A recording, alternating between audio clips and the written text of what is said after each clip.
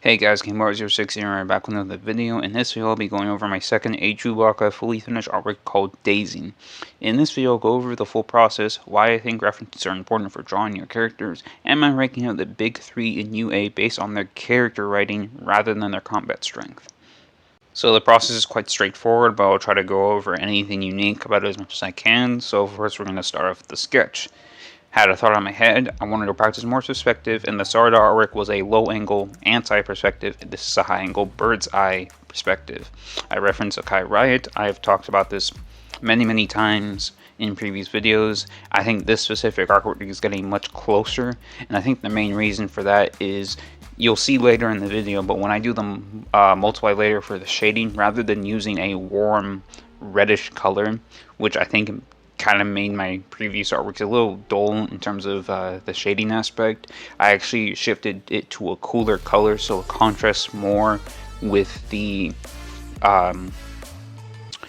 skin and with all the colors of the outfit, the clothing and everything else. I think it just looks better and it produces a much better result, and it just looks more colorful, looks more natural.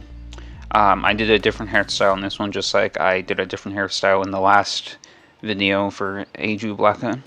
Just because my reference sheet has one specific style doesn't mean I'm constrained to drawing only those clothes and only that hairstyle. Most of the drawings I make, I tend to stick to the clothing, hair, and my original references when I'm drawing like characters, Boruto, Naruto, Kakashi, and so on. I usually don't steer away from those, but I decided I wanted to experiment more because that's what I love to do. That's what art's all about. I also wanted to add more to my backgrounds. You'll see in the final drawing what I mean by that. Okay, so now we are moving on to the final drawing. Start with the background as per usual. So the experimentation that I was talking about is adding more life in the most literal sense I can think of. So I added a squirrel and a rabbit. I bring in the references later. I wanted to try bringing more life into the backgrounds that I create. That way it doesn't feel as if the character is just in a random setting with nothing around them. And then with the line art, with the changes to my style, I focus on making the lines thicker surrounding the character. I also make it thicker when there's overlap between parts, for example, the chin in front of the neck, clothing on top of the character, and so on. And finally, when everything's all said and done, which you'll see this, I do a hard light layer and then I change the opacity as I see fit. In my previous drawings, I would do this as well, and I would also erase some parts. So I'd use an airbrush to kind of erase some parts, and then I'd change around the opacity. This is a trick I learned from Chala.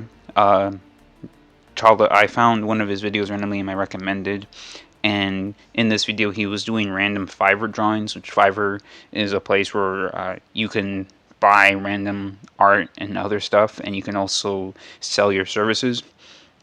So he taught me about this trick and I've been using it ever since. For some, I also use a filter, a film grain, and then I put it on screen. And for some I don't. For example, for the Luffy drawing on May 5th, I did initially do a screen, but I looked at the final image and I didn't like the way the screen looked, so I actually turned it off. So these filters are definitely something to experiment with.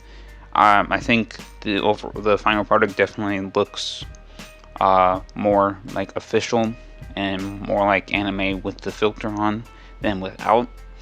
So I hope you guys enjoyed. So I added this section because I wanted to talk to you guys, for any of you guys who are new to reference sheets, about why they're important. As the name suggests, they're also called character sheets, by the way, but as the name suggests, they are for reference. It makes it so much easier to draw a character from any angle if you have a reference sheet for them. When I draw a character from a specific series, for example, Naruto Uzumaki, I go through the episodes and collect screenshots that I can use to draw them. It would be immediately more convenient if I had a sheet of their full body from all angles. When I get these shots, I have to try to get as many angles as possible, and now that I do more angles, because I've done back view, I've done side back view, stuff like that, there are even more angles that I'm required to get.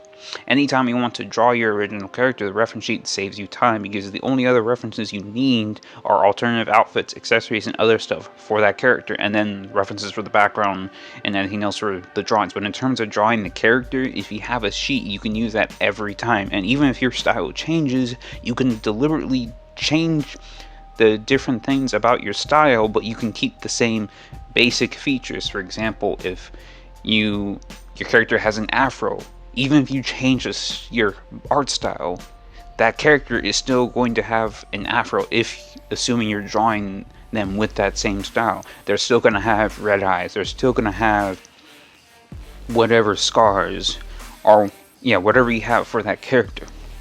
So when I make reference sheets, as you guys have seen, I always try to have at least 2 full body angles, and I used to not draw faces. My old reference sheets, it would be front view, it would be 3/4 view from the front, and it would be side view. I changed that. Now it's most of the time it's front view, then it's 3/4 back view, and then I have 3 faces. One's front view, one's 3/4, one's side. So I'd say it's definitely helpful for the faces, especially considering with the expressions you can give yourself an idea of what the character is like. What I try to do is do the 3 strongest emotions for that character. In my head, I have an idea what the character is like, so I try to convey that as much as possible. I don't usually make the references sheets for myself. Actually, no, I do usually make the reference sheets for myself. In a Newgrounds thing in 2020 and in 2022, I did a Newgrounds Secret Santa, in which I submitted my original characters, so other people have used my reference sheets to make my original character. And I actually, one time in a Discord server, there was a guy who actually created a drawing of Charlotte Littlehorn. I don't remember, or maybe that was actually Newgrounds, but point is, reference sheet is very helpful, and you may also need to draw features or accessories for the character separately. For example, in January when I did the random emojis challenge, I drew the clock separately. So I had the faces, I had the full bodies, and then I had a separate thing for the clock specifically. So that's just something you're always going to have to keep in mind. In a previous video, I discussed the merits of the big 3 in UA in terms of their combat abilities, and this time I'm going to rank their merits in terms of their character writing and how well they're written. So first is Mirio Togata. He has some similarities to Deku in terms of wanting to save people and his passion for being a hero. A YouTuber named Broku made a video talking about how Mirio is similar to Sir Naide and Deku is similar to All Might, and hence Mirio shouldn't have actually inherited One for All, and it was good that Deku was the one to inherit it. Now, the way that the 2 are similar, All Might and Deku are the type that will immediately jump in if someone's in danger, and they'll save that person. They won't even think. Their body will move before they have time to think. One prime example is in episode 2 when the Sludge Villain got Bakugo. Deku moved despite not having to plan ahead of time, especially knowing that he's written notes on every single hero. He plans stuff out based off of the person's fighting style, and he tries to strategize in all of this, but he just jumped in, and he's did it during the UA entrance exam when Uraraka was stuck and the 0 point robot was moving, and he also just jumped in at that point as well. So, and to contrast things, Sir Naide and Mirio are the ones who will hesitate if the situation isn't in their favor. If they think that they can't win the battle or it's not gonna end in their favor, they will stop. Because of this, Mirio felt guilt when he didn't initially save Eri. Deku did it as well, but he was willing to fight Chisuke right then and there, and the only reason that he didn't is because Mirio stopped him. All of the big 3 had to train to make their quirks more powerful, but Mirio's had the biggest risk. That's why Mirio's father, who has the same quirk as him, decided not to become a hero.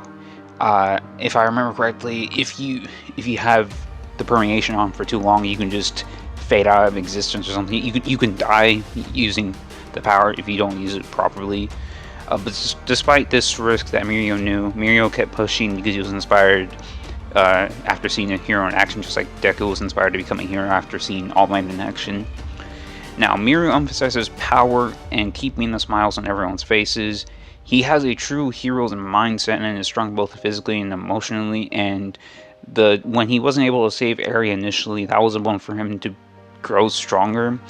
And in terms of his heroic attitude, he used his cape to cover Eri both physically and emotionally, because that cape is a symbolic representation of him protecting her.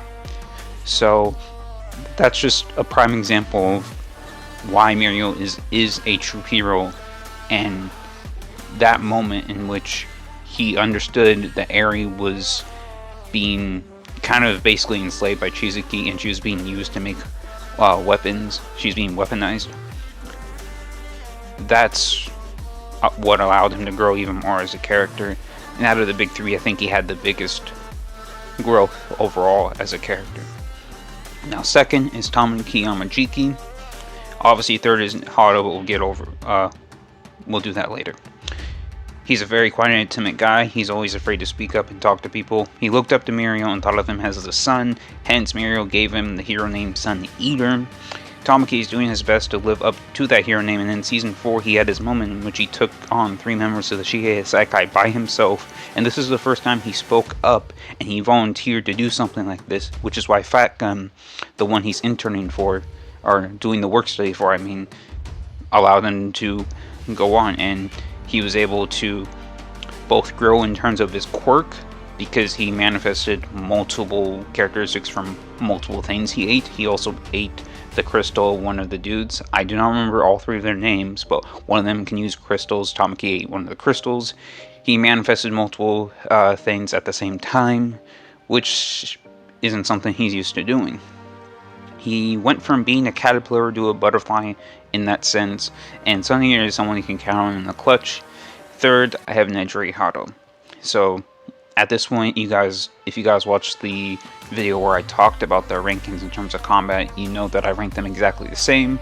That's just a coincidence. I did not intentionally do that. We know absolutely nothing about Hado's past or her plans for the future. She's just one of the top 10 female characters in terms of fighting strength. I think that's a fair argument. And outside of that, she's just got a bubbly personality and she's eye candy. There's not really too much about her. In Season 5, there's minimal showing of any of the big 3, and in Season 6, they're just in the main battle, but that's about it. Nothing groundbreaking happened for any of them outside of Mirio regaining his permeation, which, if you guys watch Season 4, that is quite a big deal, but it wasn't expanded on. He just joined the fight, that's all, so. Thank you guys for watching this video. Please be sure to subscribe, turn on notifications, check out my Twitter and Discord, both are in the description. If you want to know what I'm currently doing or thinking about, those 2 places are the best places to go. I will see you guys next time.